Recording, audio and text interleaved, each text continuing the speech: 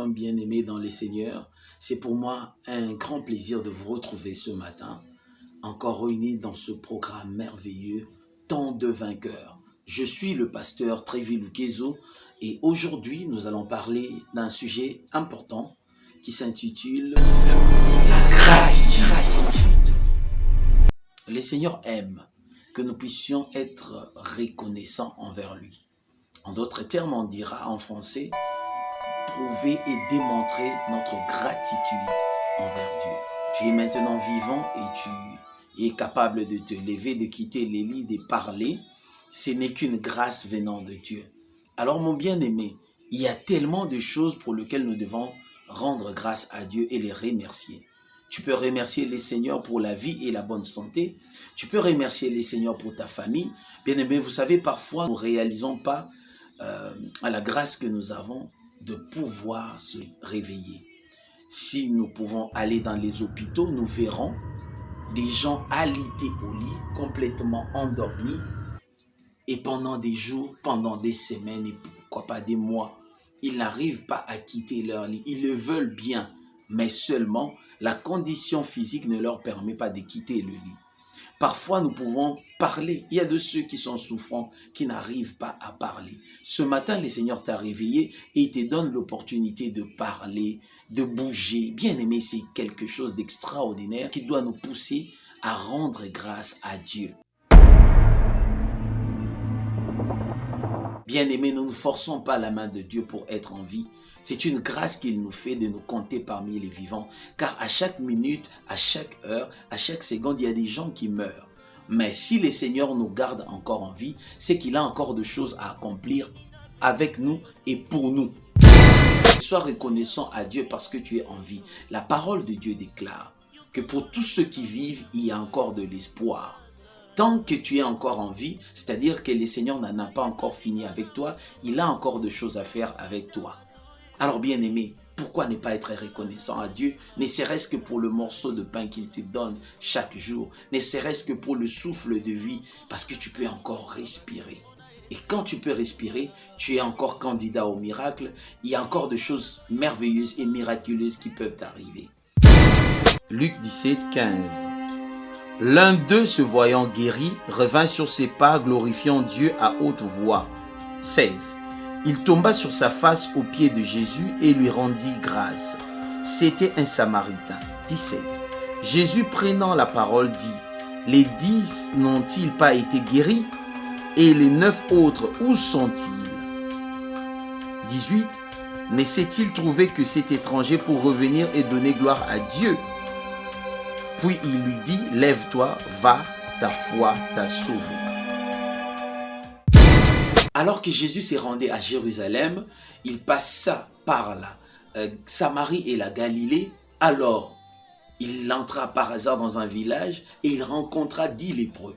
Alors les 10 lépreux vinrent à lui.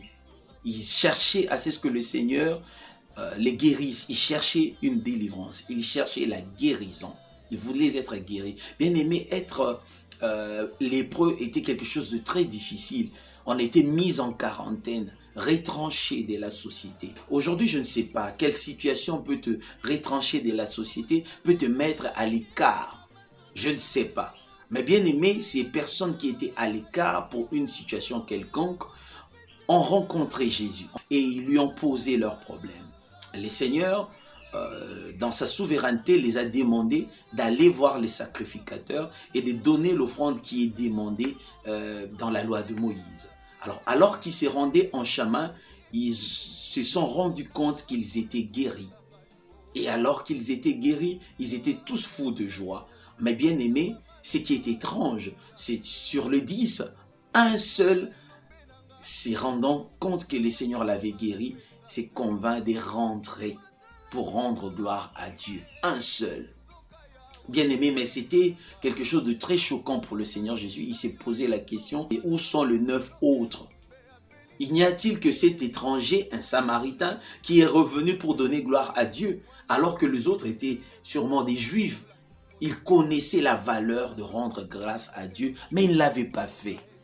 Connaître une chose et le faire sont des choses différentes. Bien aimé, tu connais bien de choses, mais est-ce qu'il t'arrive vraiment d'être reconnaissant à Dieu, il y a plusieurs manières de montrer notre reconnaissance à Dieu. Tu peux le montrer par ta prière ce matin.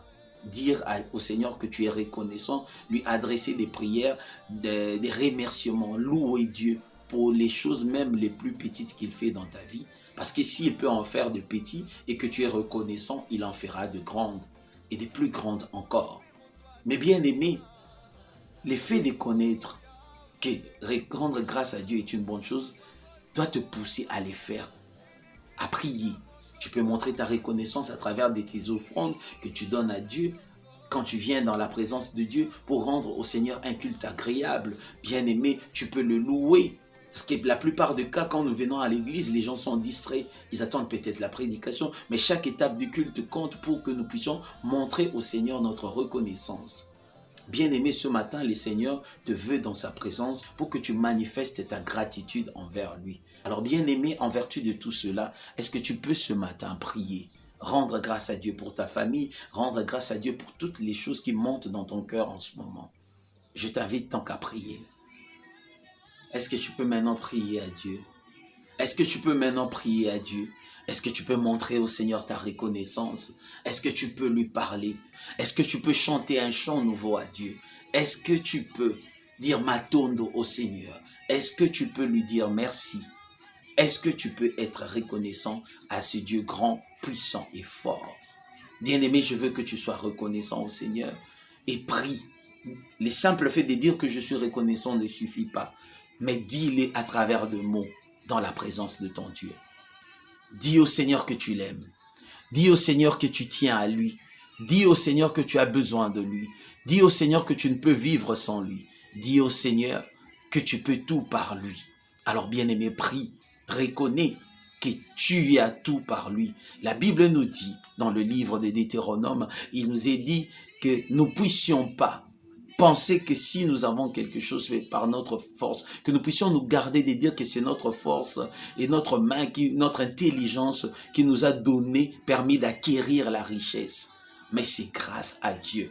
Bien-aimé, est-ce que tu peux reconnaître que tout ce que tu as, c'est grâce à Dieu?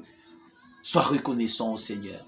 Ce n'est pas ta main, ce n'est pas tes compétences qui t'ont permis d'avoir ce que tu as. C'est Dieu, bien-aimé. Alléluia. Le souffle de vie que tu as n'est rien. Il suffit d'un clic et c'est fini, tu es parti. Mais si tu es encore là, c'est qu'il y a le Seigneur, le Dieu Tout-Puissant qui te permet encore d'être là ce matin. Élève tes mains et prie au Seigneur. Sois reconnaissant. Prouve au Seigneur que tu es reconnaissant. Prouve au Seigneur que tu reconnais que c'est lui qui a tout fait et qui fait toutes choses dans ta vie et qui fera encore de grandes choses demain. Oui, reste reconnaissant au Seigneur. Prie, bien-aimé. Alléluia. Et répands-toi pour toutes les fois où tu n'as pas été reconnaissant. Alléluia. Répands-toi pour toutes les fois. Alléluia. Où tu as cru par ton orgueil que tu pouvais tout avoir. Par ta force. Reviens à Dieu et dis-lui, aujourd'hui je reconnais que tu peux tout et que rien ne s'oppose à tes pensées. Est-ce que tu peux reconnaître cela toi aussi? Reconnais cela. Alléluia. Reconnais que tu peux tout par la puissance de Dieu. Alléluia. Et le simple fait que tu reconnaisses que le Seigneur peut faire des choses extraordinaires, le poussera à en faire de plus grandes. Alors bien-aimé, merci d'avoir prié avec nous. Laisse-moi maintenant le temps de prier pour toi. Père éternel, je viens prier pour mon bien-aimé qui a passé du temps dans la prière avec moi ce matin. Je recommande sa vie entièrement entre tes saintes mains. Garde-le. Laisse que ta main puissante l'accompagne en ce jour nouveau, qu'il puisse expérimenter ta gloire et qu'il puisse témoigner ta grandeur. Laisse que la gratitude soit permanente dans son cœur pour qu'à chaque fois qu'il reconnaisse qu'il peut tout par ta puissante main qui sauve et qui délivre. Merci Seigneur Jésus d'accomplir des choses merveilleuses en ce jour nouveau qui a commencé pour mon bien-aimé qui a prié avec moi. Et merci Seigneur Jésus d'en faire des plus grandes. Dans le nom de Jésus, Amen. Alors bien-aimé, merci d'avoir prié avec moi ce matin. Que le Seigneur t'accompagne durant toute cette journée et qu'il accomplisse des grandes choses dans ta vie. Qu'il puisse éliminer tout ce que le diable avait prévu contre toi et sur ton chemin. Merci de nous avoir suivis, bien-aimés. Nous sommes arrivés à la fin. Abonne-toi si tu ne l'avais pas encore fait à notre chaîne et surtout clique sur la cloche pour ne rien manquer sur nos publications. Que le Seigneur t'utilise comme un pont pour que beaucoup de gens soient bénis en ce jour nouveau. Merci d'être le partenaire de ce programme. Que le Seigneur te bénisse et ciao, ciao, ciao. À demain.